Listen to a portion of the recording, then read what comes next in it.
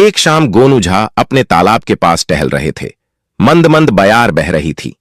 गांव के घरों से धुआं उठने लगा था। पनिहारी ने कुओं से पानी लेकर अपने घरों की ओर जा रही थीं। कभी कभी कुछ हलवाहे अपने हल और बैल के साथ खेतों से निकलकर पगडंडियों से गुजरते दिख पड़ते थे। तालाब के पास से जब वे गुजरते तो बैलों के गले में बंधी घुंघरुओं की पट्टी से मधुर ध्वनि निकलती और पेड़ों के झुरमुट में बैठी चिद्धियों की चहचहाहट के साथ मिलकर एक संगीत मिश्रित शोर पैदा करती।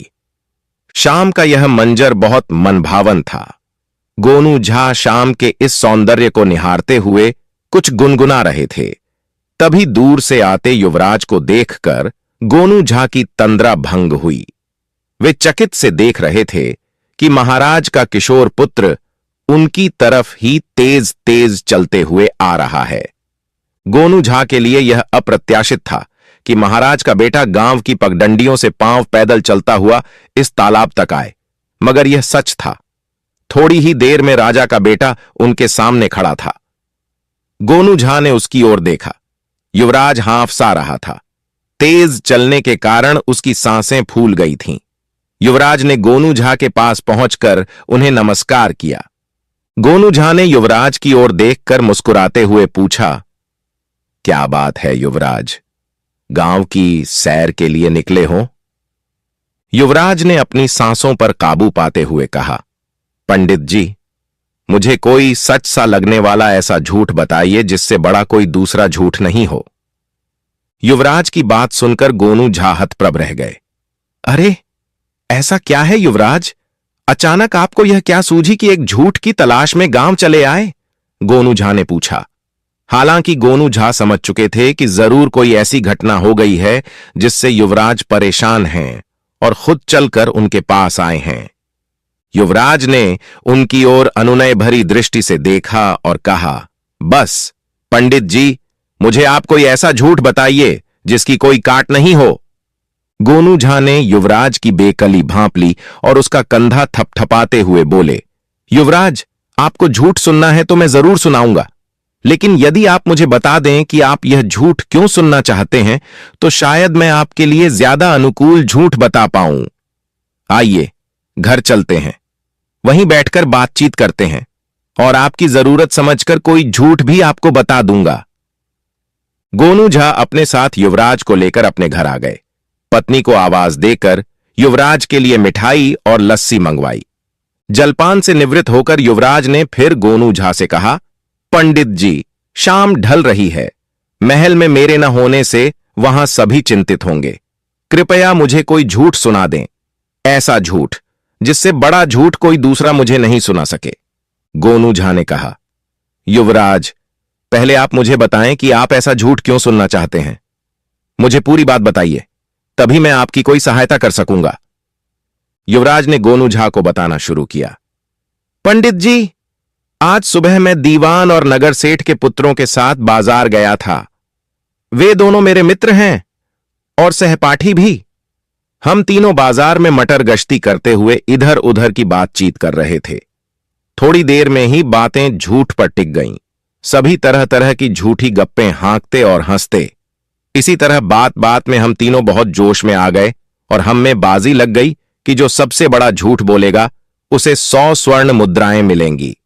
इतना कहकर युवराज चुप हो गया। युवराज की मुखमुद्रा देखकर गोनू झा को यह बात समझ में आ गई कि बात यहीं खत्म नहीं हुई है। उन्होंने युवराज से कहा, युवराज, आप चुप हो गए, आगे क्या हुआ बताइए, नहीं तो मैं आपकी मदद नहीं कर पाऊंगा। युवराज ने झिझकते हुए कहना शुरू किया, पंडित जी, इसके बाद दीवान पुत्र ने सबसे पहले झूठ सुनाना शुरू कर दिया। उसने कहा, आज से 100 साल पहले मेरे परदादा यहां के राजा थे और आज जो मिथिला नरेश हैं उनके परदादा बहुत गरीब थे, निर्धन। इधर उधर टहल टिकोला करते उनकी जिंदगी गुजर रही थी। एक दिन वे मेरे परदादा के पास आए जिससे कि राजकोष से उनकी परवरिश के लिए एक निश्चित रकम वेतन के रूप में मिल सके। मेरे परदादा को उन पर दया आ गई और उन्होंने उन्हें हुक्का भरने के काम पर अपनी निजी चाकरी के लिए रख लिया। युवराज ने आगे बताया, क्या कहूं पंडित जी, उसकी गप्प सुनते ही मेरी मति मारी गई और मुझे गुस्सा आ गया और मैं गुस्से में बोल पड़ा, झूठ, बिल्कुल झूठ। ऐसा हो ही नहीं सकता। मिथिला नरेश का वंश वृक्ष, वह दस्तावेज जिसमें वंश का उल्लेख रहता है कि वर्तमान नरेश के पिता कौन थे, उनके पिता के पिता, पितामह के पिता, परपितामह के पिता, वृद्ध परपितामह के पिता, यानी सुदूर अतीत से लेकर वर्तमान तक का पूर्वजीय ब्यौरा राजमहल में उपलब्ध है। चाहो तो देख लो। मेरा ऐसा कहना था कि दीवान के बेटे ने तपाक से कहा। मैंने कब कहा कि मैं सच कह रहा हूं? अरे यार, बात तो झूठ की थी। लो, मैंने सुना दी सबसे बड़ी झूठ। अब निकालो 100 स्वर्ण मुद्राएं। और चूंकि मैं शर्त हार गया था, इसलिए मैंने दीवान पुत्र को 100 स्वर्ण मुद्राएं दे दी। गोनू झा पूरी तन्मयता से युवराज की बातें सुन रहे थे। उन्होंने युवराज की ओर देखते हुए पूछा, फिर क्या हुआ युवराज? युवराज ने फिर कहना शुरू किया, पंडित जी। इसके बाद नगर सेठ के पुत्र ने कहना शुरू किया, एक बार की बात है, राज्य में भयंकर बाढ़ आई हुई थी। सारे खेत खलिहान डूब गए थे। गांव के लोग जीवन रक्षा के लिए पलायन कर गए। यही हाल नगर का था। नगरवासी भी बाढ़ की विनाश लीला से बचने के लिए सुरक्षित स्थानों पर आ चुके थे। नगर में केवल मेरा परिवार बचा रह गया था, या फिर महाराज का। चूंकि मेरा परिवार व्यापार से धन अर्जन करता है, इसलिए हमारे पास अनाज का अकूत भंडार था, जो हमारे भवन के सबसे ऊपरी तल्ले पर रखा गया था कि यदि बाढ़ का पानी हमारे भवन में प्रवेश करे तो अनाज को कोई क्षति न पहुंचे। बाढ़ के कारण राजभवन के छोटे कर्मचारी और खिदमतगार भाग चुके थे। एक दिन बाढ़ का पानी राजभवन में घुस ही गया और देखते देखते राजभवन का अन्न भंडार पानी में डूब गया। इसके बाद राजभवन के लोग भूख से बिलबिलाने लगे। तब महाराज स्वयं मेरे पिता के पास आए और अपना अंग वस्त्रम उनके सामने फैलाकर विनती की कि सेठ जी, दया करके हमारे महल में कुछ अनाज की बोरियां भिजवा दीजिए। भगवान आपको मदद करेगा। ठीक वैसे ही बोल रहे थे महाराज, जैसे भिखमंगे भीख मांगने के लिए बोलते हैं, गुहार लगाते हैं। बस पंडित जी, इतना सुनते ही मुझे क्रोध आ गया और मैं नगर सेठ के बेटे पर टूट पड़ा। उसका गला दबाते हुए मैं चीखने लगा, शर्म नहीं आती तुम्हें महाराज के प्रति ऐसा झूठा बकवास करते हुए? तुम्हारे पिता जैसे 1000 व्यापारी मिलकर भी मिथिला नरेश की संपदा की बराबरी नहीं कर सकते। इसके बाद पंडित जी, नगर सेठ के पुत्र ने विनम्रता पूर्वक अपना गला छुड़ाते हुए कहा, क्रोधित न हो युवराज, बात तो झूठ कहने की थी। मुझे खुशी है कि मैंने आपको सबसे बड़ा झूठ सुना दिया। अब आप अंटी ढीला करें। आप शर्त हार गए, इसलिए निकालिए 100 स्वर्ण मुद्राएं। युवराज ने कहा और लंबी सांस ली।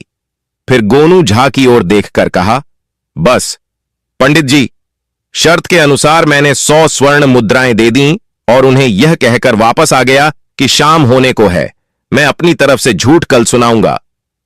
इसके बाद पंडित जी, मैं आपको खोजता हुआ तालाब के पास पहुंच गया। मैं मुश्किल में हूं पंडित जी, क्योंकि वे 200 स्वर्ण मुद्राएं राजकोष की हैं। यदि इन्हें कोषागार में नहीं डाला गया तो मैं किसी को मुंह दिखाने के काबिल नहीं रह पाऊंगा। पंडित जी, बस आप ही मेरी मदद कर सकते हैं। इतना कहकर युवराज सिसकने लगा।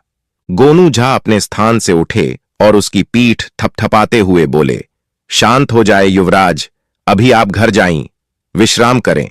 कल मैं आपके साथ वेश बदलकर चलूंगा और मैं झूठ सुनाऊंगा उन्हें। आपके 200 स्वर्ण मुद्राओं के स्थान पर उनसे 400 स्वर्ण मुद्राएं दिलवाऊंगा। आप चिंता न करें। हां, कल जब मैं आपके साथ चलूं तो आप अपने मित्रों से मेरा परिचय यह कहते हुए कराएं कि ये मेरे मामा हैं। ये सब कहते हुए आप बिल्कुल नहीं घबराएं, बाकी मैं संभाल लूंगा। युवराज आश्वस्त होकर गोनू झा के घर से राजमहल वापस लौट गया।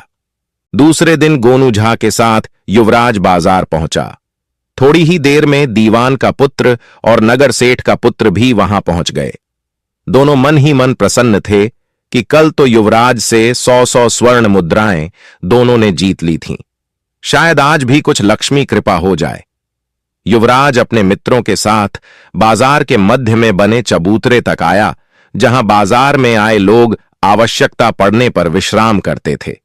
इसके बाद उसने अपने मित्रों का परिचय अपने मामा बने गोनू झा से कराया। युवराज के मित्र उतावले हो रहे थे कि युवराज सफल नहीं होगा और उन्हें फिर 100-200 स्वर्ण मुद्राएं बैठे बिठाए हाथ लग जाएंगी, इसलिए बिना मामा पर ध्यान दिए ही दोनों ने युवराज से कहा, युवराज, अब सुनाओ सबसे बड़ा झूठ। युवराज ने अपने मित्रों से कहा, क्यों ना हम इस झूठ प्रतियोगिता में मामा जी को भी शामिल कर लें। दीवान पुत्र और नगर सेठ के पुत्र ने गोनू झा पर दृष्टि डाली। गोनू झा ने अपना वेश बिल्कुल गंवारों की तरह बना रखा था। दोनों ने गोनू झा को देखकर सोचा, यह तो निपट गंवार लग रहा है, यह भला क्या झूठ सुनाएगा, शामिल होने दो, इसकी गांठ से भी कुछ स्वर्ण मुद्राएं मिल जाएंगी।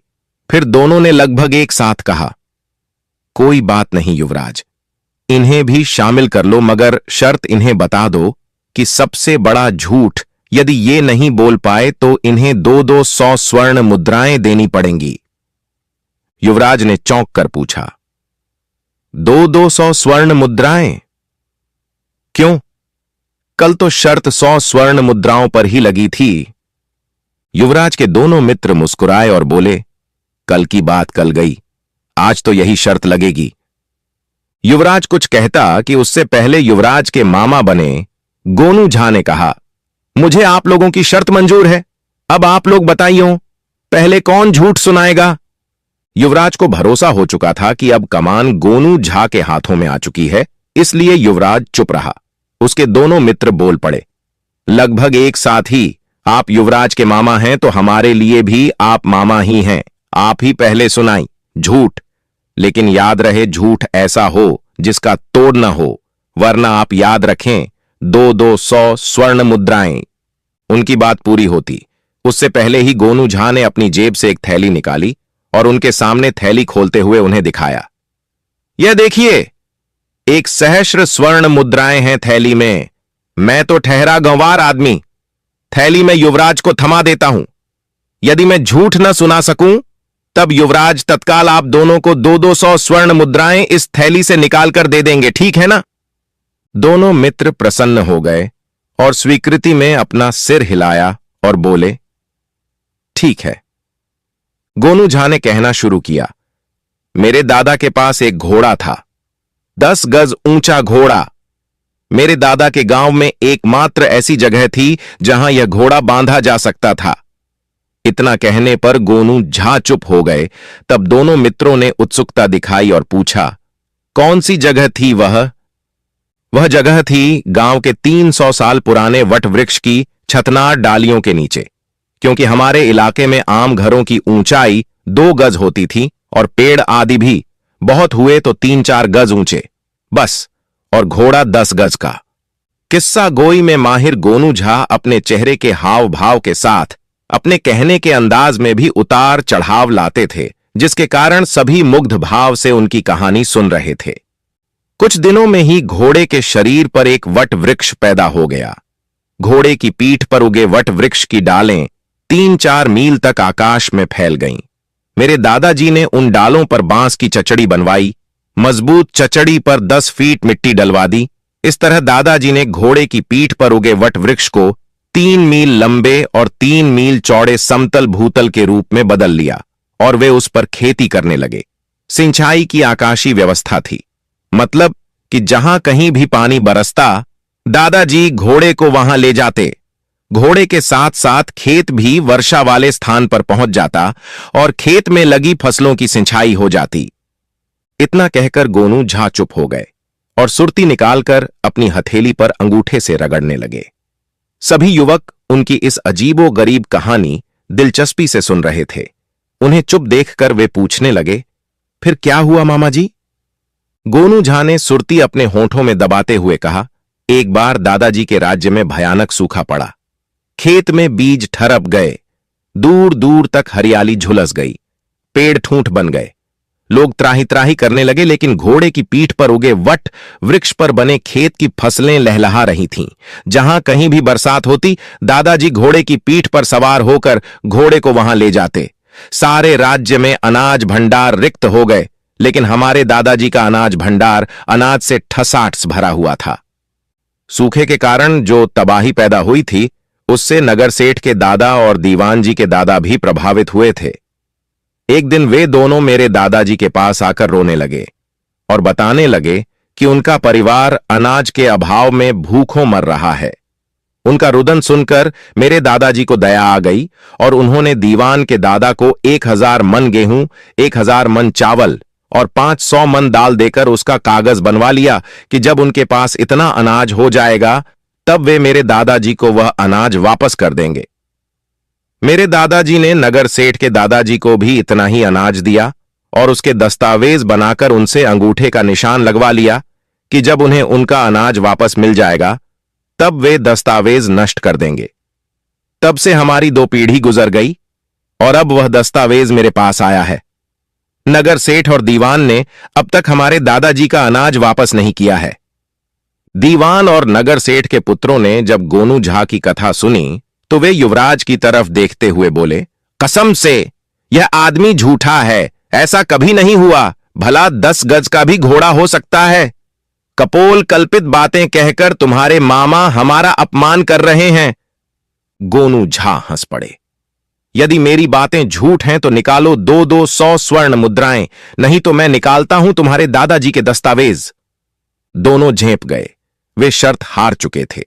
2-2 स्वर्ण मुद्राएं देना उनके वश की बात नहीं थी, इसीलिए दोनों ही युवराज के सामने गिड़गिड़ाने लगे।